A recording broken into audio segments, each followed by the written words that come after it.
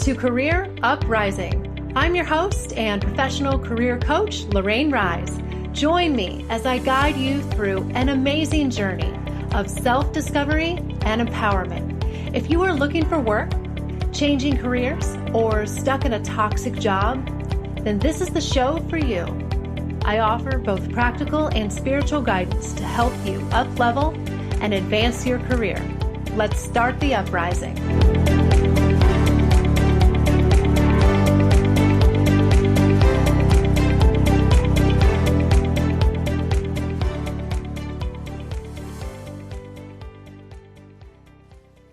Hey everybody, you are listening to episode 29, How to Stay Motivated at Work.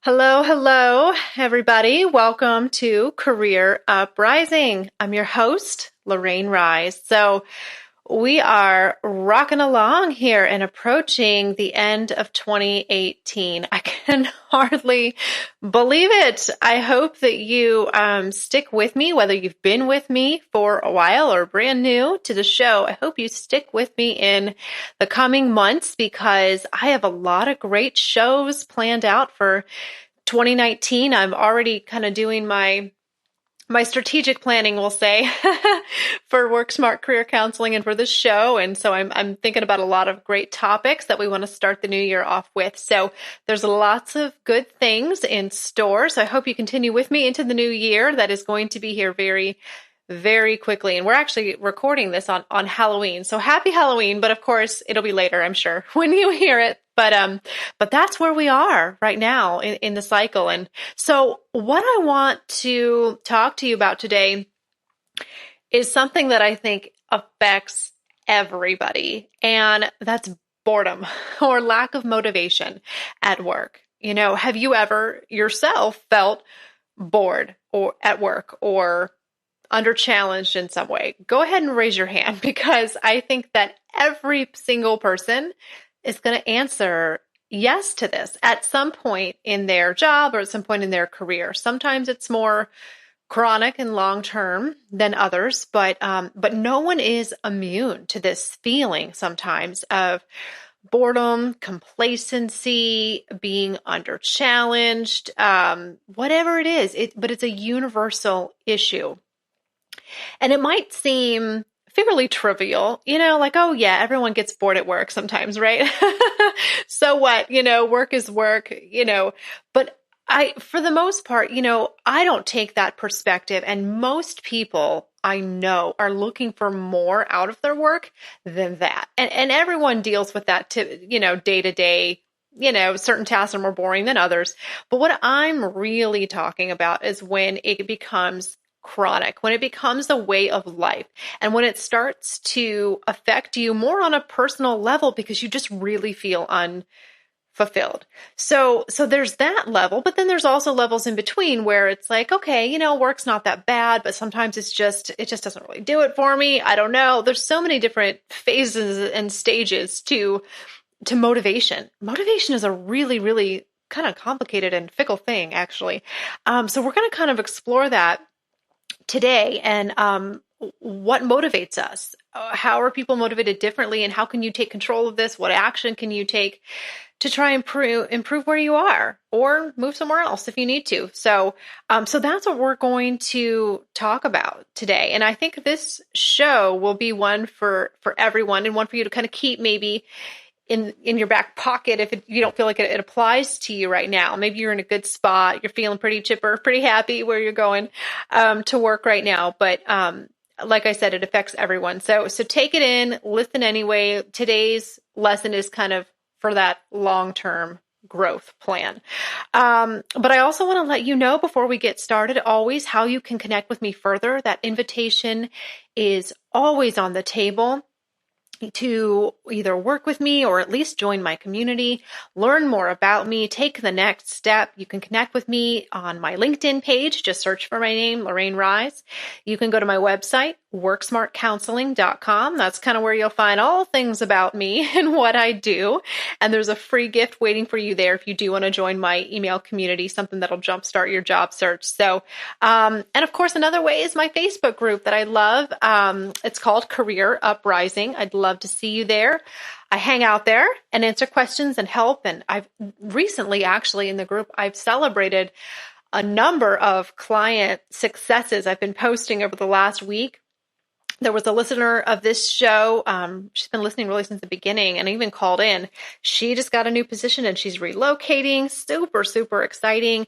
One of my longtime friends, former coworkers, and client recently, Janet, just got a new job as well. She's really excited. Got a job at the exact company that she was targeting and wanting to be at. And then there's another client I have as well, a gentleman who just got a job as well this past week. So it's been like this string of success stories. And so I've been posting about them in the Facebook group and kind of celebrating those successes as I like to do. So if you're not in that group, join, and maybe you can be one of those success stories that I'm shouting about that got a new job. So, so that's my invitation to you. And if that appeals to you, you can always reach me as well by email. It's Lorraine at careeruprising.com. Okay. Enough housekeeping. Let's get on with the show and with our topic. So what does it mean to be motivated? All right. What are we even talking about? Well, to me, maybe there's different definitions, but to me, very simply, it really means that you have a reason to want to do something, okay? And the assumption, of course, is that it's a positive reason. There can be negative motivations as well, but those are not really true, effective, lasting motivations, okay? A real, genuine motivation is a positive one. You're running towards some kind of positive outcome or expectation that you think is going to happen if you do X, Y, and Z, okay? So that promise of a positive outcome and the feelings associated with it are very important. And that's really why you do things, right? I mean, we do things that are obligations all the time that we don't really want. But I'm talking about how do you really be motivated at work and want to show up your best. And so that's going to have a positive association with it. And time again, research has shown that people respond so much more effectively to positive reinforcement and positive motivation tactics rather than negative ones. I'm going to take something away or punish you because you didn't do this or that. That's actually a very ineffective way to motivate someone. So we all respond to that positivity. I think that's human nature. You know, we're most likely to do the things that we want to do.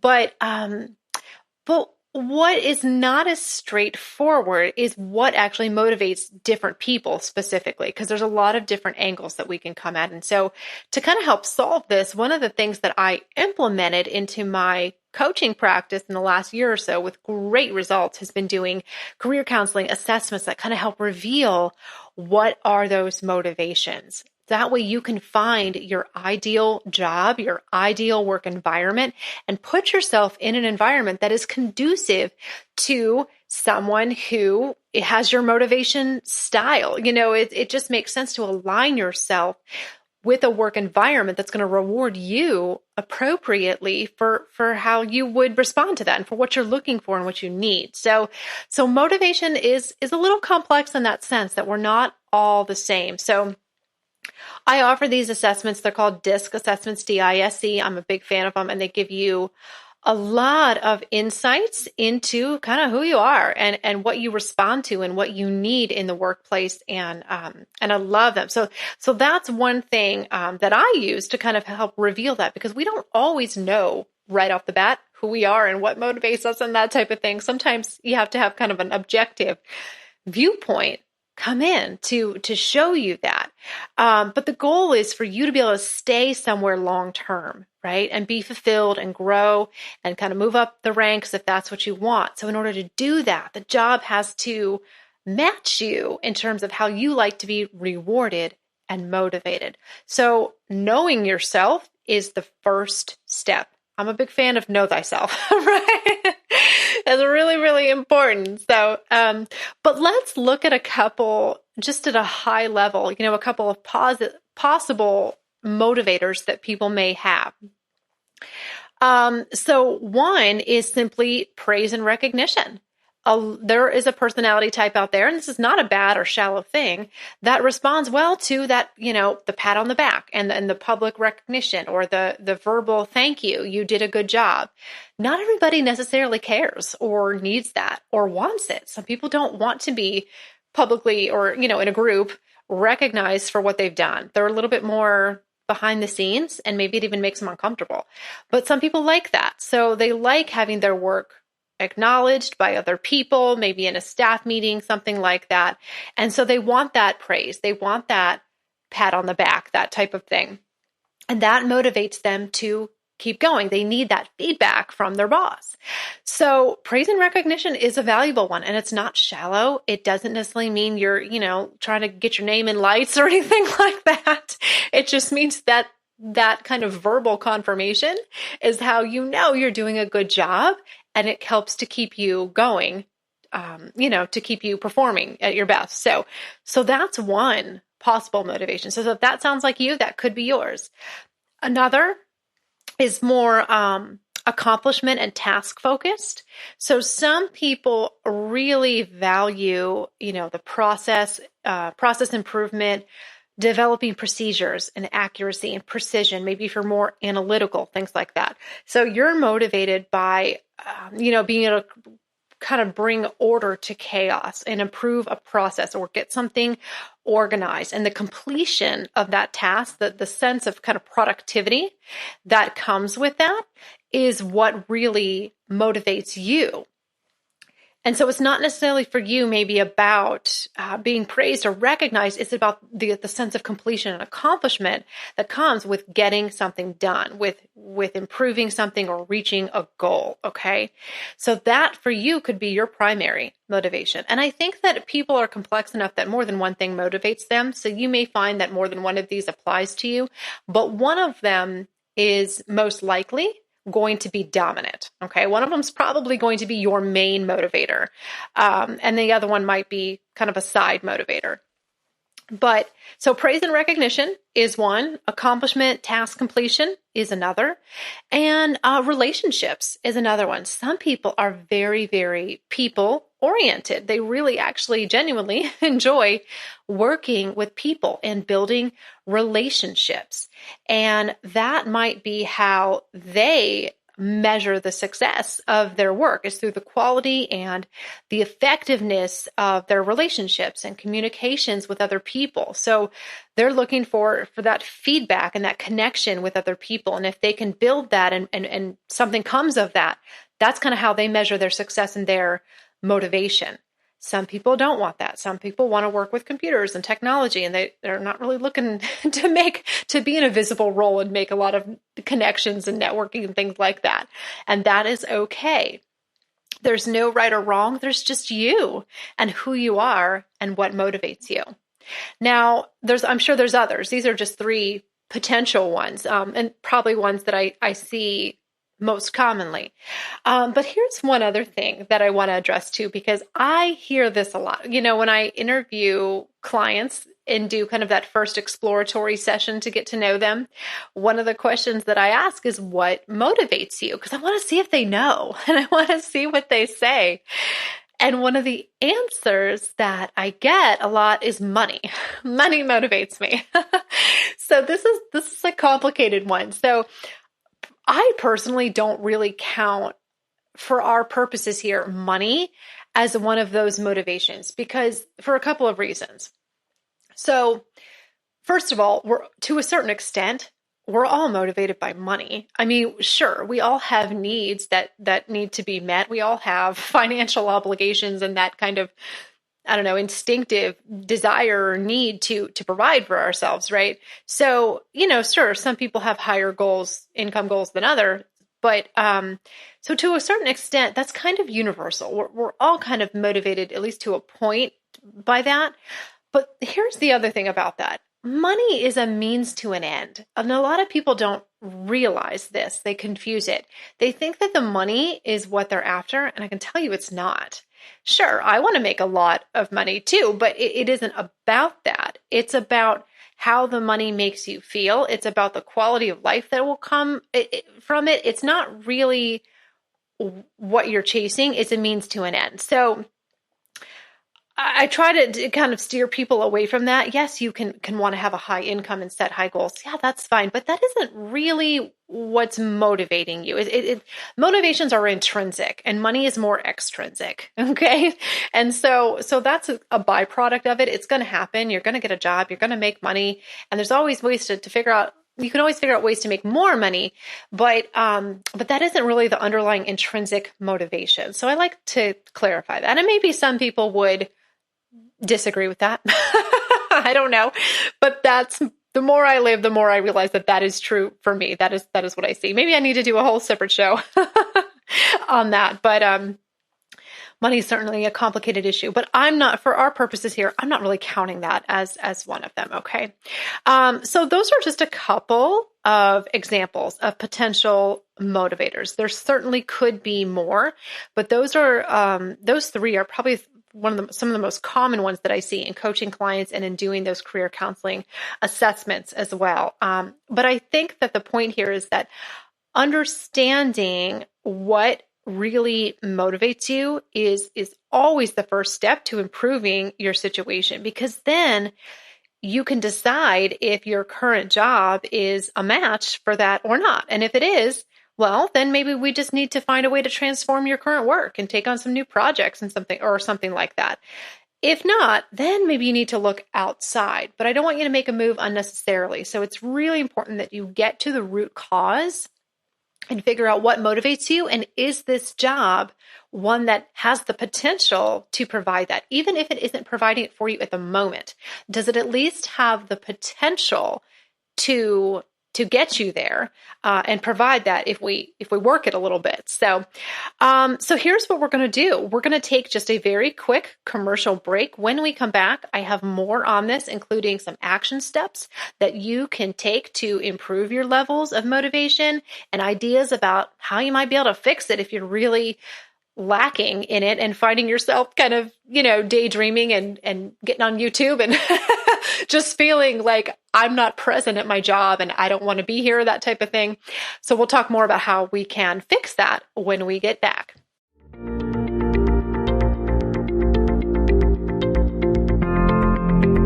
While the show takes a short break, I want to tell you how you can work with me personally as your career coach. My signature program, Career Transformation, is perfectly designed for clients who are going through a major career transition. If you're changing fields, returning to the workforce after an absence, or maybe you're undecided on a career path, then this is the program for you. Through the coaching process, we'll gain clarity on your path and craft a job search strategy to support your big career move. If that sounds amazing, take action now by heading over to my website, worksmartcounseling.com. That's worksmart, counseling.com, to learn more about the Career Transformation Program and apply for a phone call with me. All right, let's get back to the show.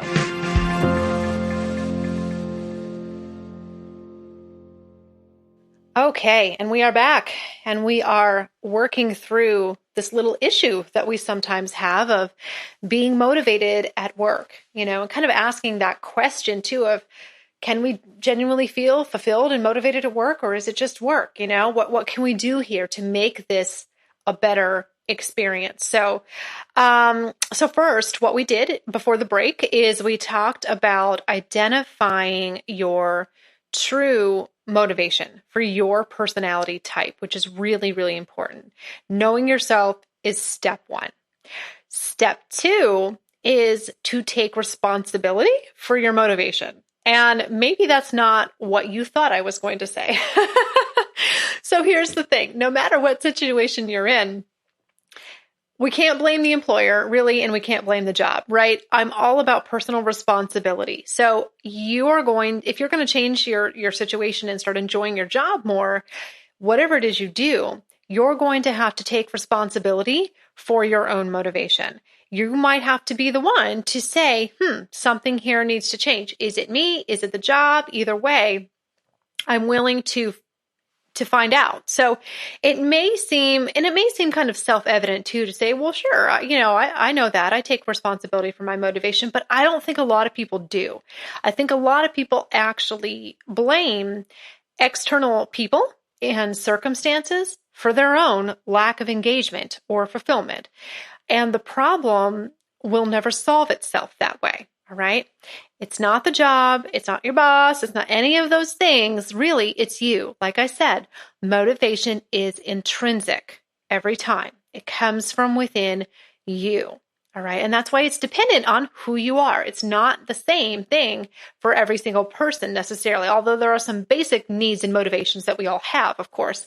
But from there, it kind of stems out a little bit. So I want you to ask these questions of yourself and make sure that you are, that you are taking responsibility and not just thinking, well, my job is just boring, because that's not going to fix it. So attitude check sometimes is important. But so what are some signs here that you're really not motivated anymore?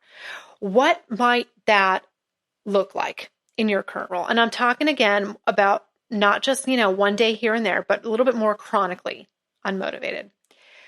Do you dread going to work? Are you constantly distracting yourself with other things to avoid your work? Do you find yourself all the time you're hopping on social media, you're getting on games on your phone, you're gossiping, you're taking longer breaks, all the things to avoid going back into the monotony, excessive daydreaming, there's a lot of things. Generally just not being present, not really showing up your best, not giving it your all, and feeling like, I just don't really care anymore. And if you feel that way, it's okay, but you need to take responsibility for it and do something about it, right? So if these things have become a pretty normal way of life for you, then yeah, you might have a motivation problem at work, because there's definitely a difference between not being motivated in general and just being bored occasionally. So find out which one it is. Now, here's the big question on your mind. What can I do about it? Okay, so yes, Lorraine, I'm definitely feeling this way. This is me. What can I do about it? Well, again, what action you take depends on the root cause. So, for example, maybe if you've been in this job for a really long time, it's natural that the fun's going to wear off maybe a little bit. Relationships are that way too. Like life is kind of that way. So in this case, maybe it's salvageable. Have a conversation with your boss. See what other work you can take on. Is there another project you can get involved in? Can you take on more responsibility? Can you get cross-trained into another function or on another team or something like that? And you don't necessarily have to go to them and say, I'm bored.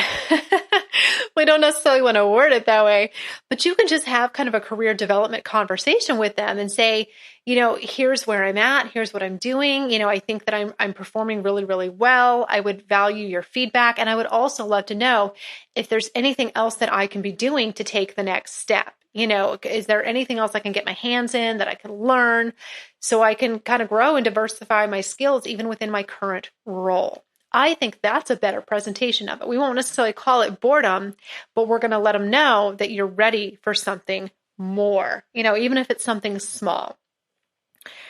If you don't think any of those things are going to work, if there's no options and it's kind of a dead end, then you may need to consider getting a new job.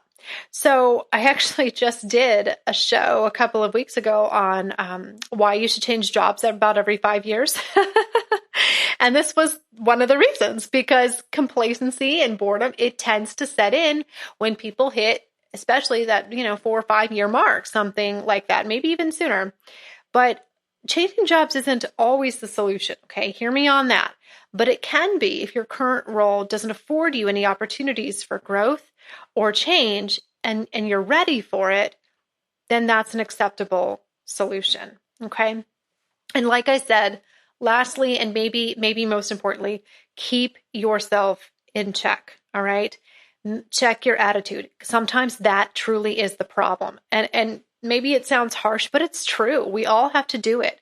We let ourselves sometimes get into a jaded mindset just because we've been somewhere for a long time. And perception is reality. All right. So sometimes the problem is your perception. And this is actually good news because it means you can change it. All right. By changing your perception. And I really do think that oftentimes we succumb to a feeling of boredom out of habit or for some other cause. It's just kind of an attitude we get used to having. But how you choose to show up at work is a critical and controllable factor affecting your motivation. Okay. Sometimes the job is boring, but you know what? Sometimes it's the person and how they show up. And sometimes it just means that you're not aligned with that job. There's nothing wrong with you, nothing wrong with it. It's just not a good fit. So we've got to determine which one it is. Okay. All right. I think I summed it up pretty well, gave you a good high-level overview. I hope that helps. I think this lesson is complete. So that was to episode 29. If you like what you hear, consider working with me to take your career and maybe your motivation to the next level. You can find me at worksmartcounseling.com. I have programs that are designed just for people like you who are looking for more in their career, looking for something new. Okay. So I'd love to hear from you. I'd love to coach you on air too. If you need help, please don't be shy. Reach out to me and I would love to help you. But go out there and be brave, guys. And I will be back next week with a brand new topic.